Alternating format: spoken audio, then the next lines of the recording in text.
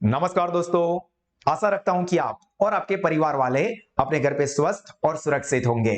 My self Bhavin Shah from Sahas institute of commerce, your own personalise hitech digital classes. दोस्तों, जैसा कि आप लोगों को पता है कि गुजरात एजुकेशन बोर्ड की तरफ से जो एकम कसौटी यानी कि यूनिट टेस्ट सीरीज है उसको इस बार भी स्टार्ट कर दिया गया है और यहां पे आपका जो अकाउंट का यूनिट टेस्ट है सितंबर महीने का, उसका मैं आपको पूरा डिटेल सॉल्यूशन समझाने वाला हूं ताकि सभी स्टूडेंट्स इसको अच्छे से कॉन्सेप्चुअली समझे, जो कि आपको बोर्ड की एग्जाम में भी काफी अच्छा सपोर्ट करेगा। तो यहां पे आप लोग देखोगे तो ये पूरा यूनिट टेस्ट जो पेपर है वो है और हम लोग इसका डिटेल में हर एक चीज का कॉन्सेप्चुअली समझ के सॉल्यूशन करेंगे। तो देखो, सबसे पहले यहां पे सेक्शन ए में एमसीक्यू आया है, 2 एमसीक्यू है, जिसमें पहला एमसीक्यू क्या कहा है, ध्यान से देखना दोस्तों। बहुत सारे स्टूडेंट्स और इवन टीचर्स भी यहां पे मिस्टेक कर बैठते हैं क्योंकि लैंग्वेज नहीं समझते।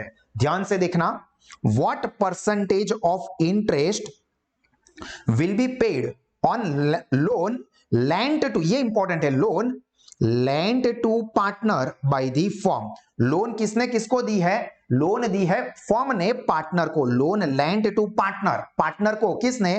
By firm.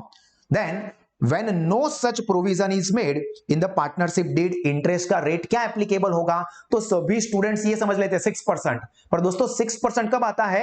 when loan is lent by partner to the firm, जबकि यहां पे क्या है? Loan is lent to partner by the firm। तो जब फर्म ने पार्टनर को लोन दी हुई हो और उसके ऊपर इंटरेस्ट का कोई प्रोविजन ना हो तो वहां पे आंसर आपका आएगा ऑप्शन डी, नो इंटरेस्ट। ध्यान रखना, बहुत सारे स्टूडेंट्स और इवन टीचर 6% समझाए तो वो गलत है, यहां पे आएगा डी, नो इंटरेस्ट।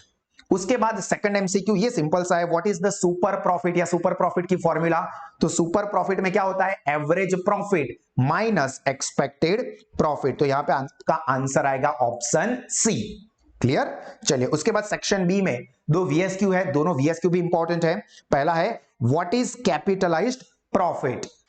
तो यहां पे आंसर क्या आएगा दोस्तों? कैपिटलाइज्ड प्रॉफिट मींस, जो इंपॉर्टेंट वर्ड है मैंने हाईलाइट किया है, आपके आंसर में ये होने चाहिए, capitalised value of average profit. Capitalised value of average profit on the basis of expected rate of return. क्या कहा है? ध्यान से, capitalised value of average profit on the basis of expected rate of return.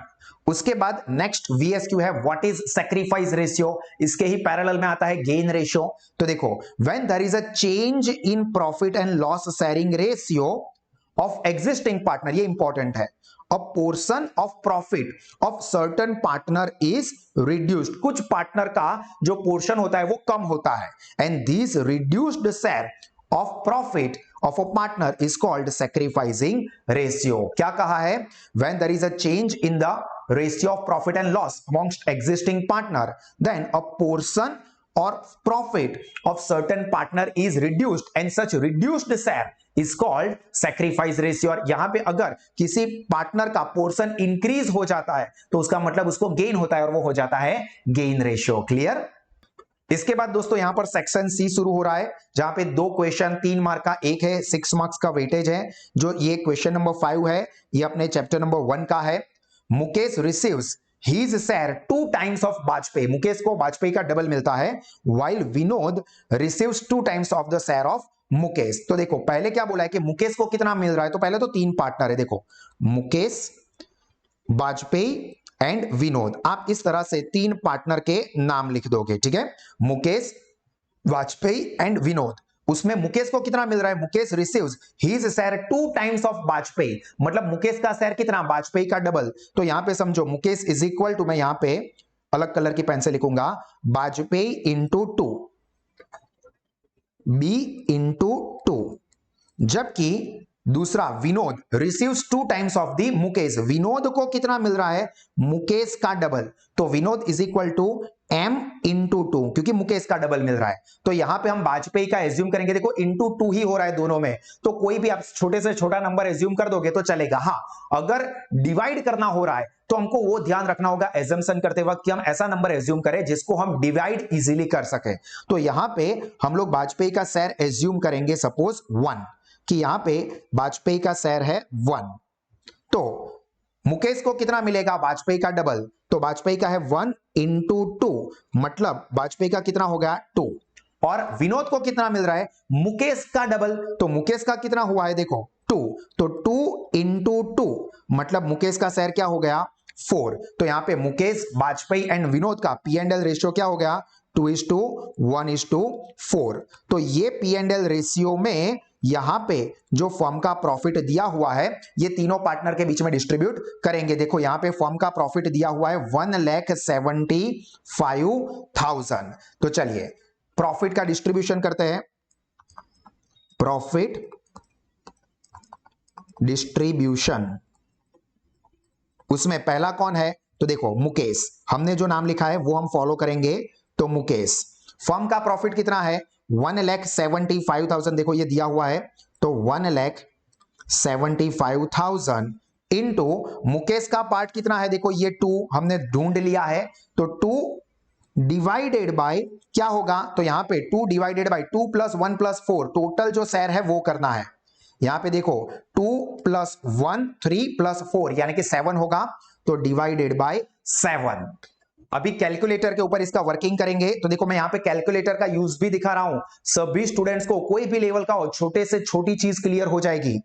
आप board पे देखिए और अपने कैलकुलेटर पे भी करिए। 1,75,000 इंटू 2 डिवाइडेड बाय 7, तो कितना मिलेगा मुकेश को 50,000 रुपए।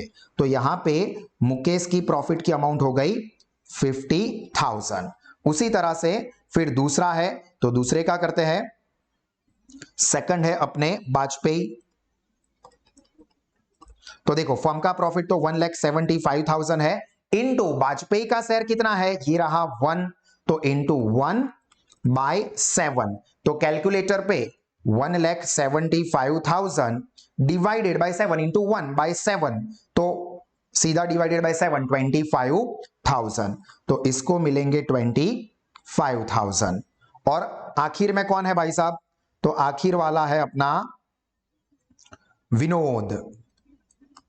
तो विनोद इज इक्वल टू, देखो फर्म का प्रॉफिट तो 1,75,000 ही रहेगा, इंटू उसका शेयर है 4, तो इंटू 4 बाय 7। तो देखो कैलकुलेटर पे 1,75,000 इंटू 4 डिवाइडेड बाय 7, तो कितना हो गया 1,00,000 रुपीस। तो ये विनोद को मिलेंगे। ये तीनों पार्टनर को मिलने वाली प्रॉफिट की अमाउंट हमारी आ गई। तो this is our final answer.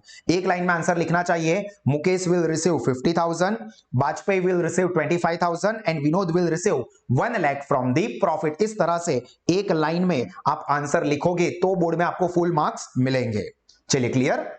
उसके बाद नेक्स्ट 6th नंबर का एग्जांपल देखो, आपको अगर ये सारी चीजें और एक्स्ट्राऑर्डिनरी एजुकेशन एक्सपीरियंस करना है तो आप यहां पे क्लिक कर सकते हैं, ठीक है। वीडियो पे नहीं, इस वीडियो के नीचे डिस्क्रिप्शन में आपको पूरा सॉल्यूशन दिया है, तो वो सॉल्यूशन की फाइल डाउनलोड कर देना और उसके अंदर आप ये चीजें भी देख सकते हो और एक्स्ट्रा भी देखना है तो देख पाओगे।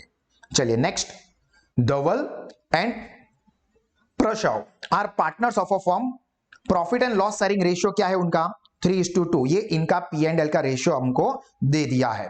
Following are the balances in the books of the firm on 31 March 2021। P and L account का डेबिट बैलेंस है, डेबिट बैलेंस का मतलब क्या होता है दोस्तों, लॉस होता है। Then reserve fund, workers profit sharing fund, ध्यान रखना ये चीज, and workers accident compensation fund. अब पूछा क्या है, on the above date Dhaval and Prashav decided to change their profit and loss sharing ratio to 2:1. A claim of 5,000 is outstanding against workers accident compensation fund. Past journal entries showing the distribution of accumulated profit or loss in the books of the firm. हमको ये profit and loss का distribution करके दिखाना है। तो सबसे पहले तो ध्यान रखना कि प्रॉफिट एंड लॉस का डिस्ट्रीब्यूशन ओल्ड रेशियो में होता है। तो यहां पे आपको न्यू रेशियो जो दिया है ना 2:1, ये आपको कंफ्यूज करने के लिए दिया है, आपको ये 3:2 फॉलो करना है। और दूसरा, ये वर्कर्स प्रॉफिट शेयरिंग फंड जो होता है वो डिस्ट्रीब्यूट नहीं होता है, ये बिजनेस के लिए लायबिलिटी होता है दोस्तों, ये लायबिलिटी है, ये एक्यूमुलेटेड प्रॉफिट नहीं है।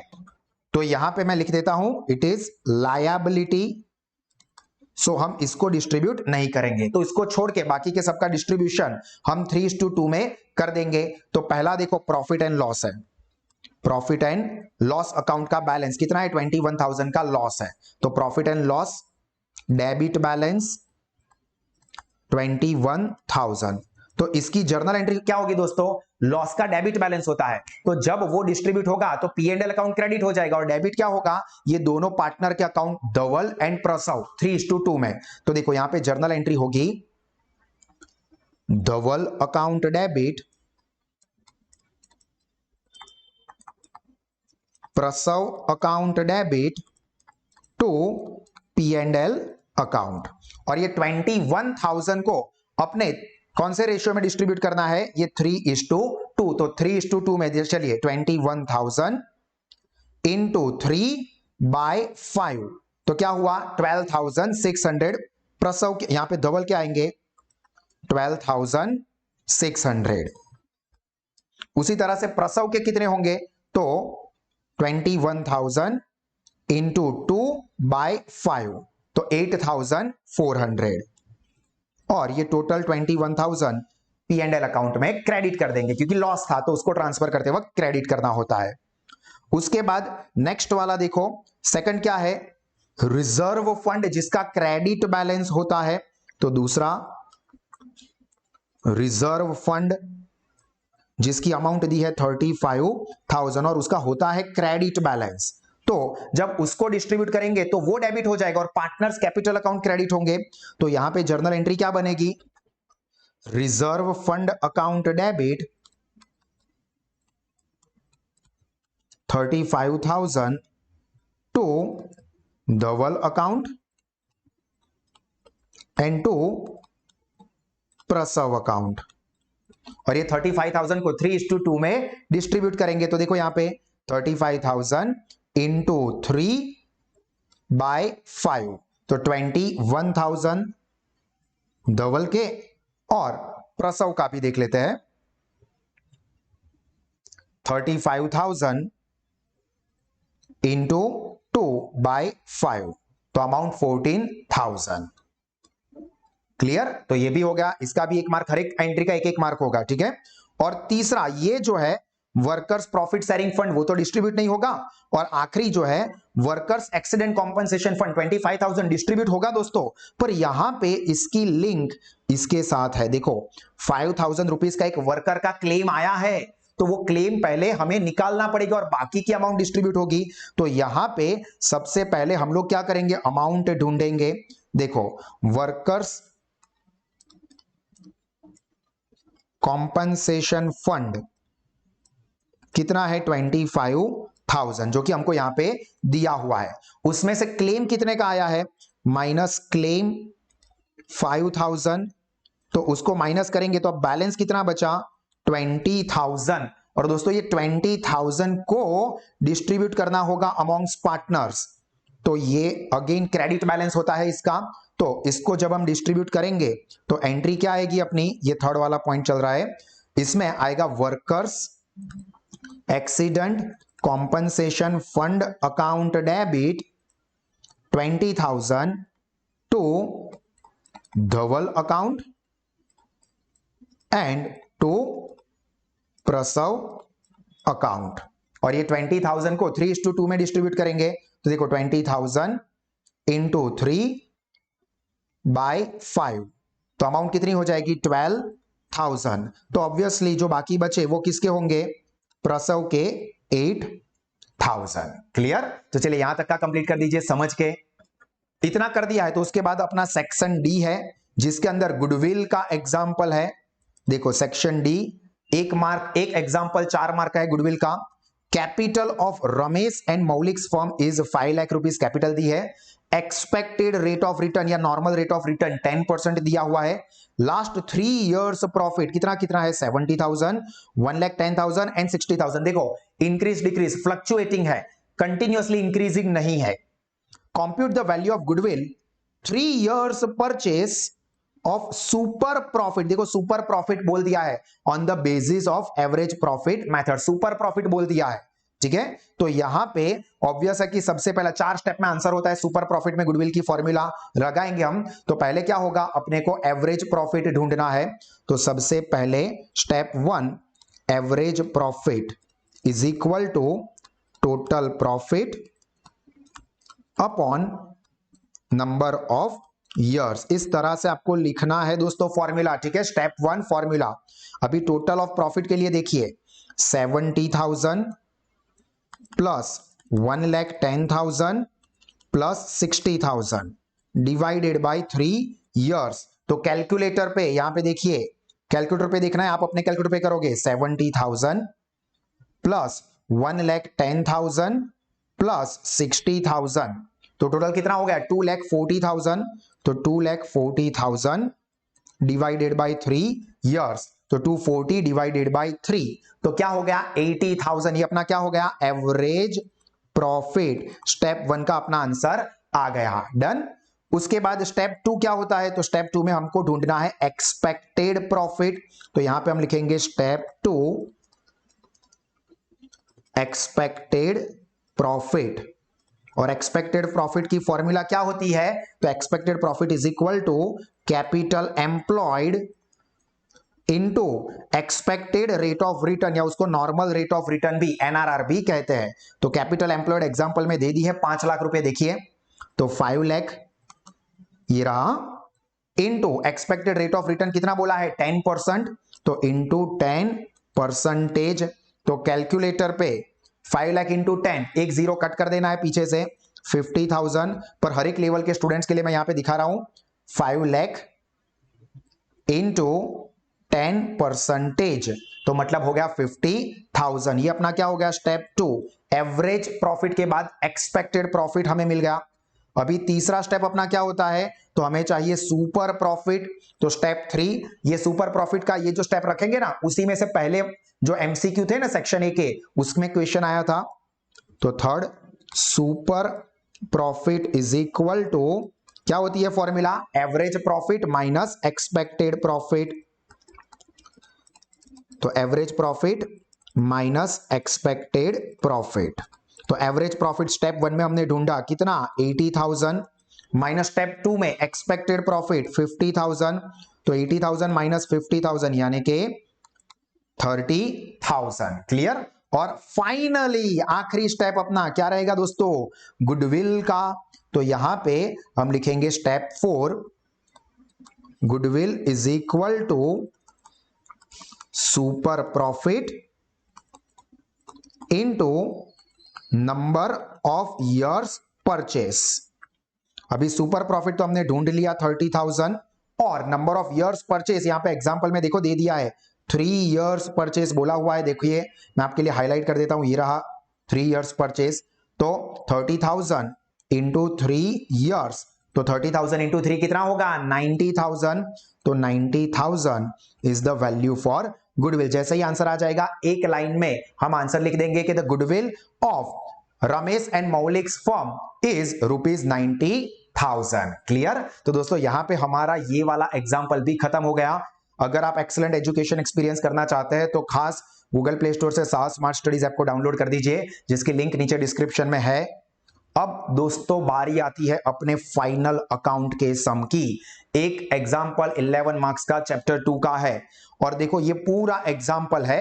अब यहां पे पूरे एग्जांपल का डिटेल्ड सॉल्यूशन हमारी जो साहस स्मार्ट स्टडीज ऐप है उसके ऊपर ऑलरेडी रख दिया है। आई बटन में डिस्क्रिप्शन में आप क्लिक करके भी इस वीडियो को अगर पूरा डिटेल में समझना चाहते हो तो समझ सकते हो। पूरा एग्जांपल मैंने एक्सप्लेन किया है, क्योंकि ये एग्जांपल दोस्तों काफी इंपॉर्टेंट है।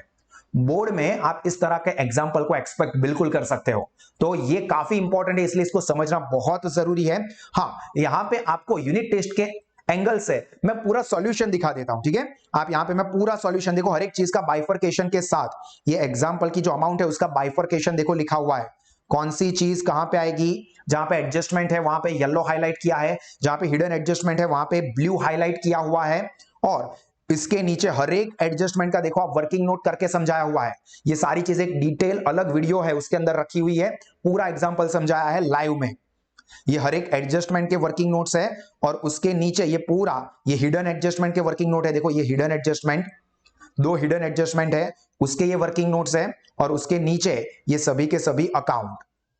देखो एक रिवाइज्ड ट्रेडिंग अकाउंट है, P&L अकाउंट है, P&L अप्रोप्रिएशन अकाउंट है, partners capital account, partners current account and finally balance sheet है। ठीक है, तो आप पूरा अभी सिर्फ एग्जांपल कंप्लीट करना चाहते हो तो देख के लिख सकते हो। सर कहां से देखे, वीडियो आपने खत्म कर दिया।